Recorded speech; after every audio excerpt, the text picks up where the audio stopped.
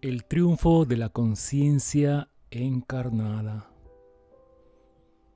En la Universidad de Salamanca existe o existía una placa con esta expresión: lo que Natura no da, Salamanca no presta. Queriendo decir que aquel estudiante que no posee las capacidades y habilidades por naturaleza no es apto para esa universidad. Nosotros podemos aplicar esta expresión con algunos cambios a la vida en la tierra. Podemos decir: lo que no está en tu ley o plan de vida para tu crecimiento, no te conviene realizarlo. Otra adaptación sería: todo te está permitido, pero no todo te conviene. Primera de Corintios 10:23. Abusar del libre albedrío retrasa el crecimiento espiritual. Rechazar la luz es condenarse a vivir en tinieblas. Sabemos que Dios es Padre como la expresión más sublime que Jesús de Nazaret, encarnación del Cristo, quiso presentarnos. En verdad, Dios es Padre y Madre y mucho más. Dios es entendimiento perfecto, es energía creadora, es causa primera de todo lo existente y más, mucho más, que nuestras mentes en esta realidad temporal no pueden comprender por la oscuridad que impone la materia misma. También sabemos que Dios, entre comillas, nos dejó ir después de habernos pensado, como chispas de luz libres, puros y dispuestos a crecer en el amor, porque Dios es amor. Estas chispas de luz se expandieron entonces durante edades sin fin, en universos sin límites. Cada chispa de luz fue dotada de libre albedrío.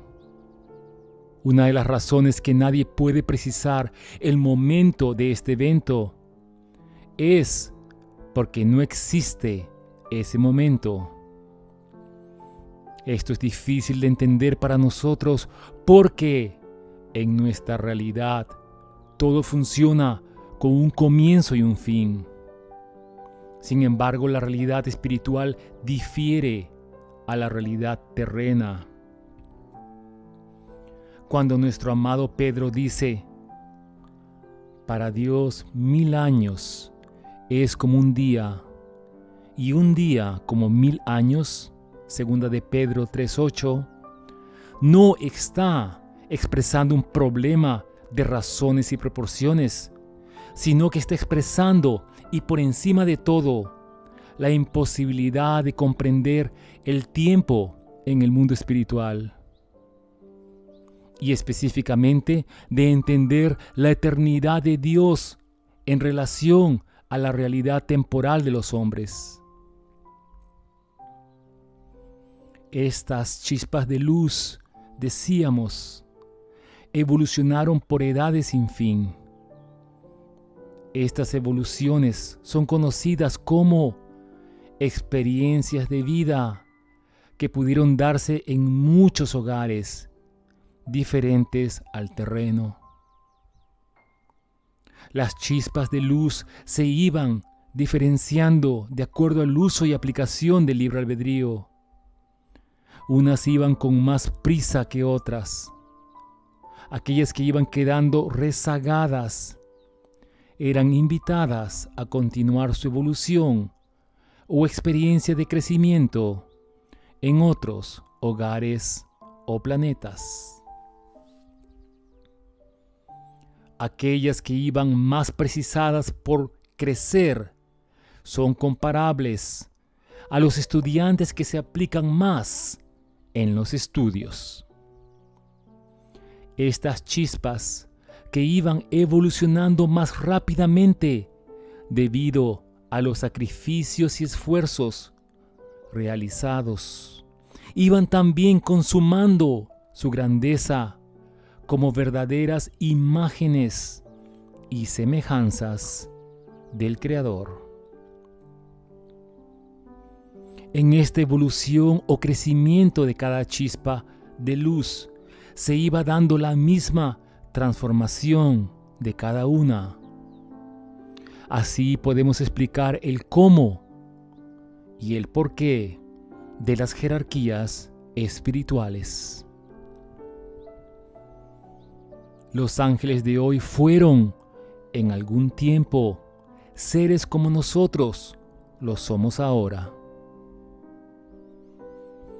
Estas conciencias encarnadas, dijimos, son la mejor expresión posible de la conciencia superior para evolucionar o crecer.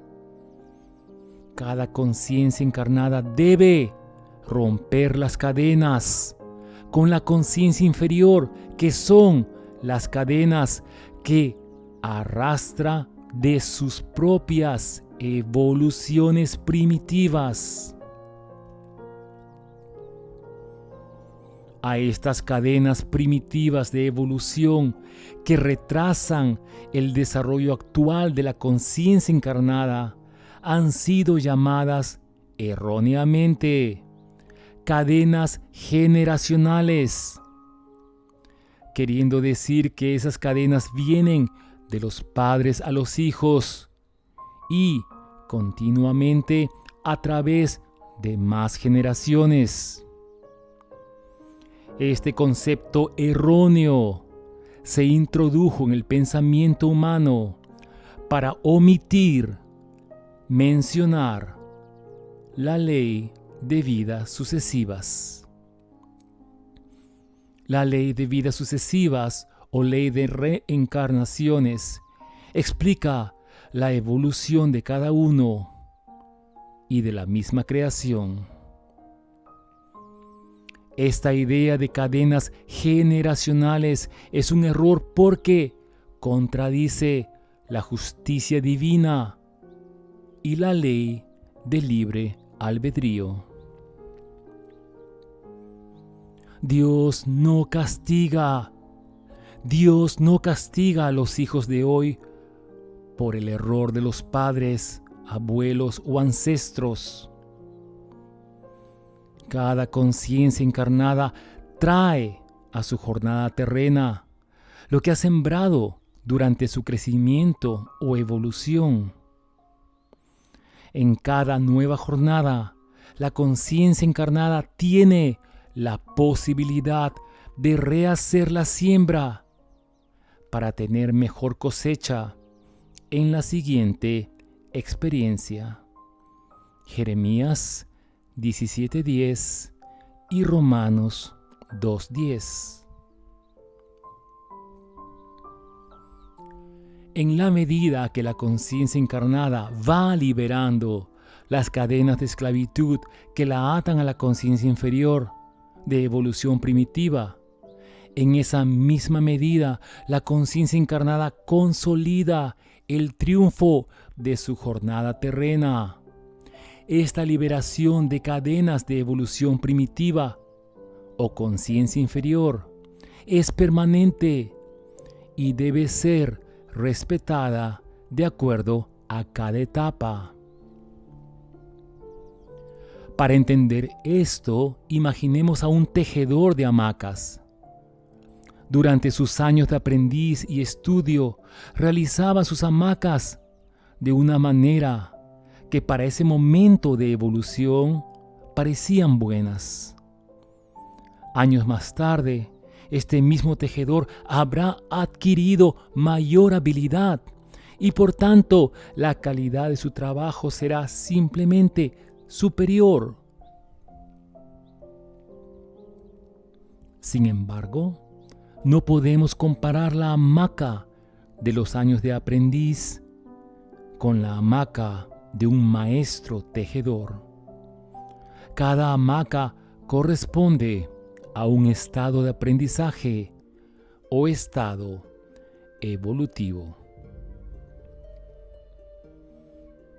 De manera similar, sucede con la evolución de las conciencias encarnadas. Las acciones que pudimos hacer cuando niños no son comparables a las acciones que podemos hacer en la madurez de nuestra vida. Corintios 13:11. Primera carta a los Corintios 13:11. Por esta razón, dentro de cada jornada existe la posibilidad de la conversión y el arrepentimiento.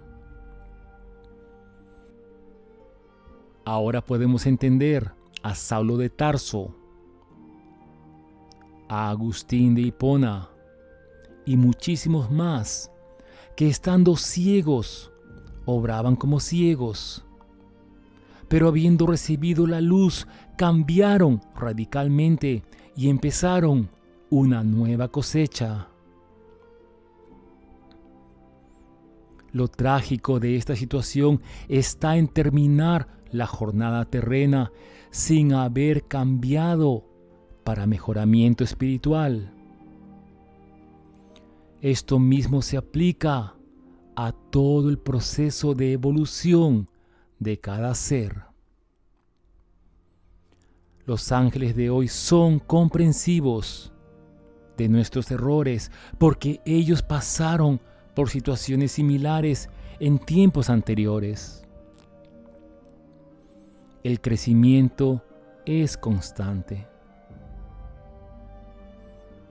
Unos crecen con poco sufrimiento y otros más necios y duros de corazón crecen con más sufrimiento. Todos crecen. Tarde o temprano, todos crecen. Aquellos que después de muchos intentos continúan estorbando el camino de los hermanos en crecimiento son separados por los ángeles de justicia y reubicados en mundos de evolución inferior, similar a la de ellos. Y así sucesivamente. En algunos casos severos, los espíritus necios que insisten en perseverar en el mal son llamados al orden a través de experiencias dolorosas de vida, en las cuales el precioso regalo del libre albedrío es sustraído de ellos bajo el cargo de incompetencia temporal. En muchos casos, esta medida restrictiva corrige la necedad del espíritu infractor, que luego apela a la misericordia divina para tener una nueva experiencia en la cual pueda demostrar su crecimiento. Por esta razón decimos con propiedad que Dios no castiga, sino que cada uno se forja los premios o castigos con sus propias acciones y elecciones.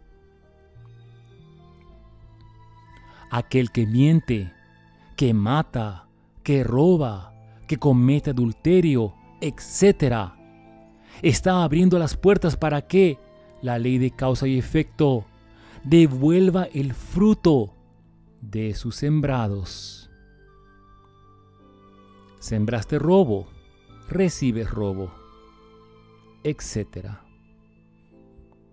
Cada uno escoge la manera que desea aprender. En este punto vamos a abrir un pequeño paréntesis para reiterar que el castigo no viene de Dios, sino de nuestras acciones. A este respecto se habla mucho del castigo de Dios.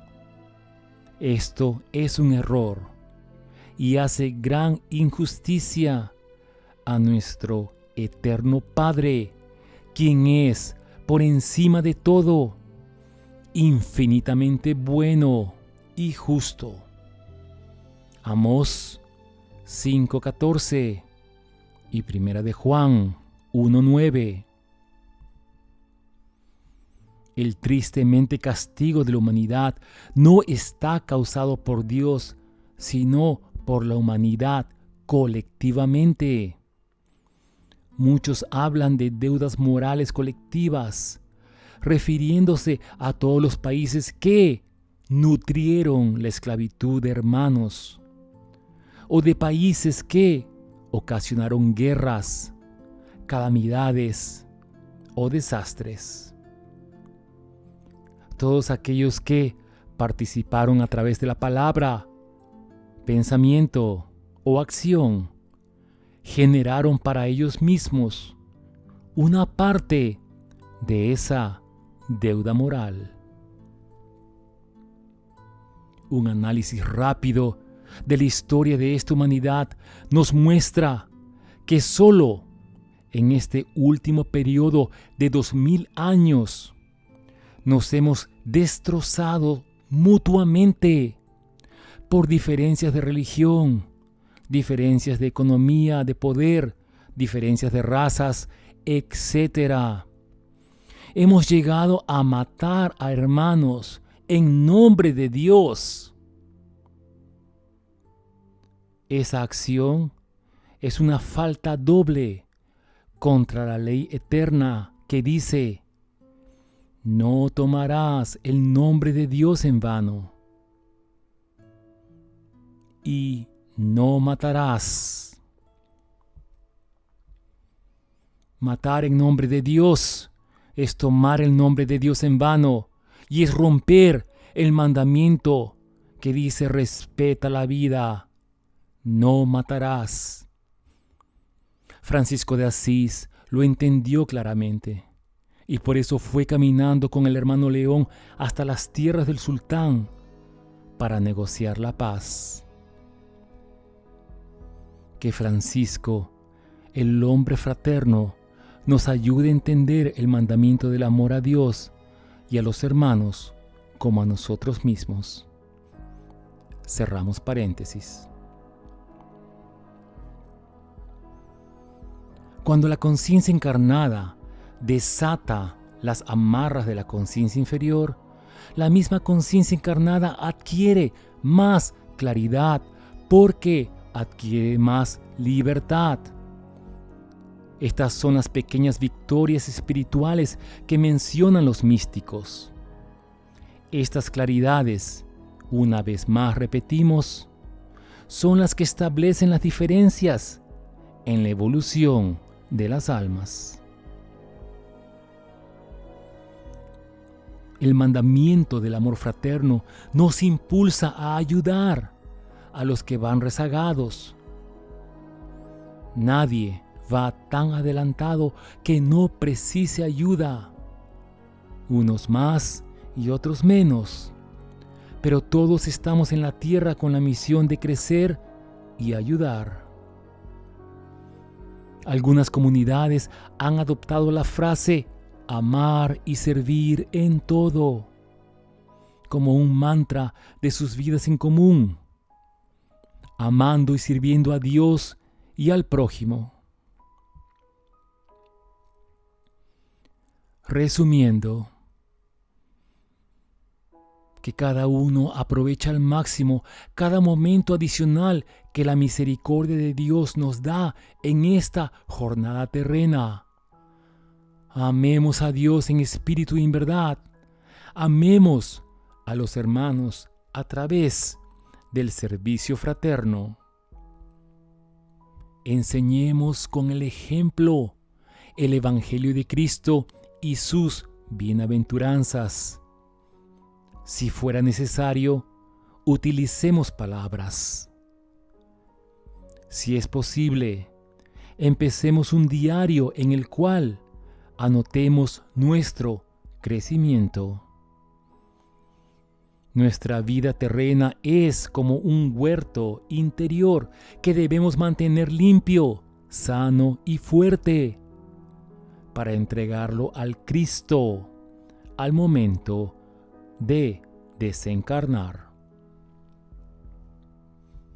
Velemos y oremos, porque la cizaña crece a cada momento y muchas veces se disfraza de hierba buena.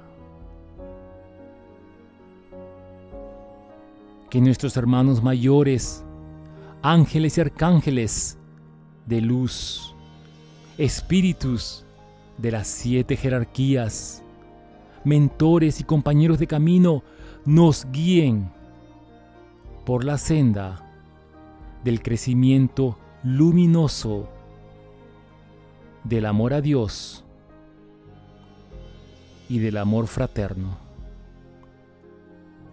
Bendiciones de paz.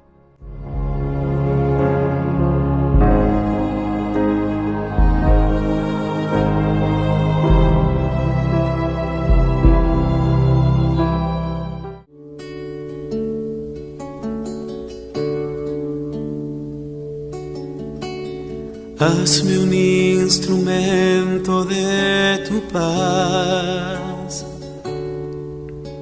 Donde haya odio, lleve yo tu amor.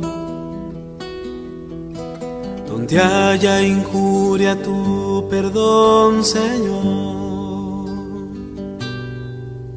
Donde haya duda, fe en ti. Hazme un instrumento de tu paz, que lleve tu esperanza por doquier. Donde haya oscuridad, lleve tu luz. Donde haya pena, tu gozo, Señor. Maestro, ayúdame a nunca buscar querer ser consolado como consolar, ser entendido como entender, ser amado como yo amar. Hazme un instrumento de tu paz, es perdonando que nos das perdón, estando a todos como tú nos das, y muriendo es que volvemos a nacer.